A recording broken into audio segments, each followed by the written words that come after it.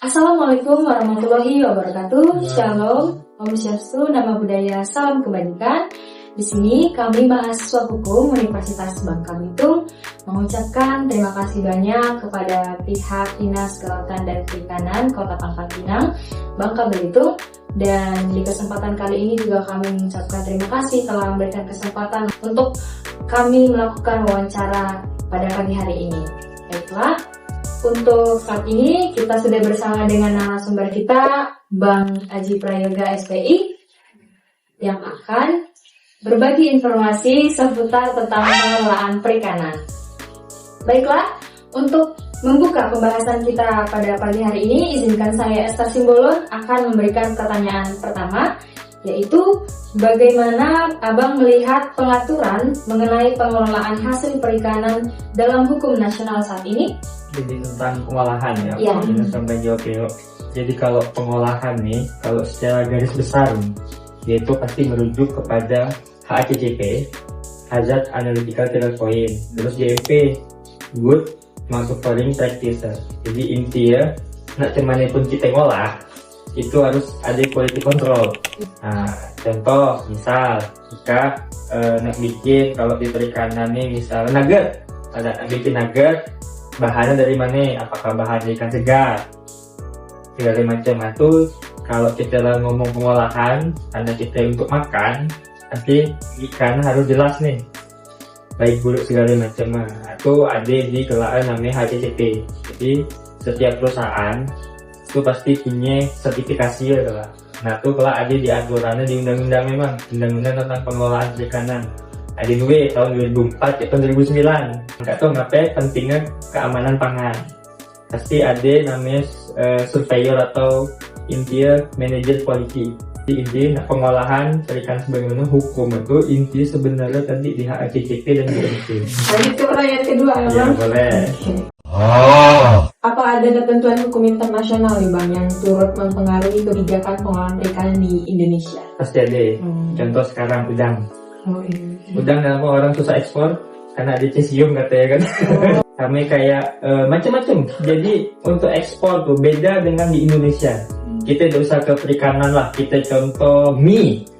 Kenapa mie Indonesia ditolak di Taiwan segala macam? Karena ternyata kandungan nano itu tidak memenuhi standar mereka. Cuman di Indonesia boleh, tidak boleh karena orang kita suka micin dan segala macam itu. Cuman di luar tidak boleh. Nah, sama juga dengan perikanan. Jadi kayak contoh kami. Misal kami itu nak mengekspor kepiting, ada syarat. Kepitingnya harus segar, capit harus lengkap. Jadi ada grade S, grade A, grade BS. Nah yang Ika belanja di pasar itu grade BS. Capit lepas kan, misal kepiting segala macam. Atau udah segar lagi. Nah orang luar lebih suka tuh.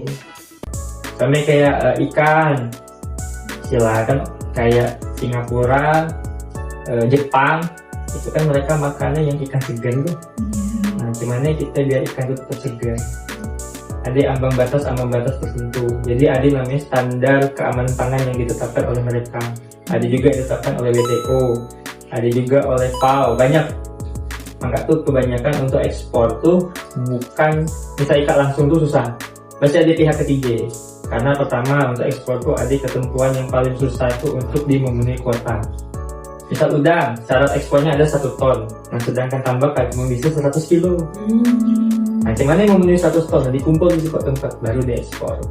Dan semua yang akan ekspor tuh ada lembaga di sini, di setiap daerah tuh ada yang namanya BPMHPP. Jadi yang menjamin mutu dan sertifikasi juga mereka yang menulis surat boleh ekspor. Kemudian pertanyaan ketiga ya, Bang. Boleh. Nah, jadi menurut Abang gimana peranan dari DKP ini dalam mengawasi dan mengatur kegiatan pengelolaan hasil perikanan agar tetap berkelanjutan, Bang? Dari DKP ya? Kalau DKP ini kita sesuai tupoksi dulu. Kalau kami kan di kota. Di kota ini pasti mengawasi pengolahan-pengolahan yang ada di Kota Pangkal Pinang. Jadi kami punya UPP, namanya unit pengolah perikanan lah gitu. Jadi UP itu di bawah bidang pengolahan itu ada memang bidangnya. Dan itu biasanya pengawasan tuh mereka bisa penyuluh. Jadi UP kita itu contohnya kayak kretek, kericu, mereka bikin kemplang. Nah, cuman kita ngawasa pertama, ya pasti kita kunjungan itu ada. Terus bahan-bahan mereka yang digunakan tuh apa baik, sesuai dengan aturan. Kita ini kan banyak nih. Jadi UPI itu tidak hanya dari kami pengawasan. Jadi Dinas Perindustrian dan Perdagangan juga diawasi. Terus segala macam itu banyak. Terus standar dari KKP juga ada. Kami mereka jual kemana? Kalau jual sebatas lokal, ya nilai aturan cukup. Tapi ketika mereka ingin ekspor, beda boleh aturan. Jadi menyesuaikan masing-masing. Kalau kami yang ngawasi di inspeksi rutin, audit itu pasti dilakukan. Karena kalau UPI kita ini alhamdulillah rata-rata itu yang penting minimal dia itu HACCP terpenuhi, GMP terpenuhi, terus biasanya kami arahkan mereka ke label halal. Pertanyaan selanjutnya Bang ya. Boleh. Tadi kan Abang sudah menjelaskan tuh terkait pengolahan hasil perikanan. Nah, apa aja sih Bang tantangan yang dihadapi pemerintah khususnya di DKP dalam menegakkan hukum terkait pengolahan hasil perikanan tersebut? Jadi kalau masalah hukum nih, kalau pengolahan lah, kalau kita bicara pengolahan, kalau yang UPI yang normal, kita bukan lebih ke penerapan hukumnya, tapi lebih ke pembinaannya. Karena kalau kita langsung tegakkan, mereka nanti jauh lah dari kita dan susah untuk berkembang lah. Memang banyak sih tantangannya. Pertama, orang-orang tuh karena sudah lama untuk berubah tuh jadi lebih susah. Untuk dapat teknologi baru tuh kita perlu lebih lah segala macam itu kalau yang UPI normal. Tapi ada yang istilahnya bukan UPI gitu, istilah yang ekspor perusahaan segala macam. Nah, pengawasan banyak kalau dari DLH dari kami ada, dari kalau kami di ikan ada, kalau DLH banyak buang limbahnya di mana segala macam. Kalau mereka buang limbah biasa ya, tidak langsung penegakan, ketemu dulu. Nah, diberi waktu sekian bulan berubah atau tidak. Kalau tidak berubah baru lanjut SP2 SP3. Jadi lah ada memang aturan-aturan tidak tok dia salah langsung kita tutup dah. Jadi penegakan tuh, jadi kita lebih ke secara persuasif. Kenapa kita tuh susah gitu?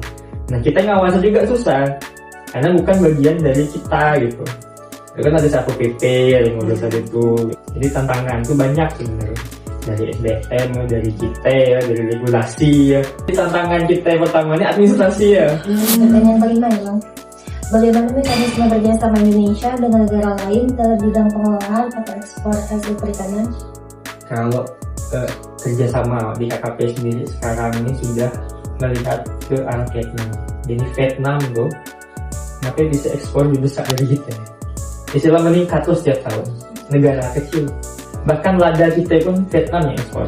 Bayangin, udang kita bisa Vietnam yang ekspor. Kalau kerjasama kita sekarang ini lagi ngeliat ke Vietnam. Kalau perikanan Jepang mereka aturan cemane, ini cemane, terus syarat ekspor Indonesia cemane, syarat penerimaan di negara tujuannya cemane.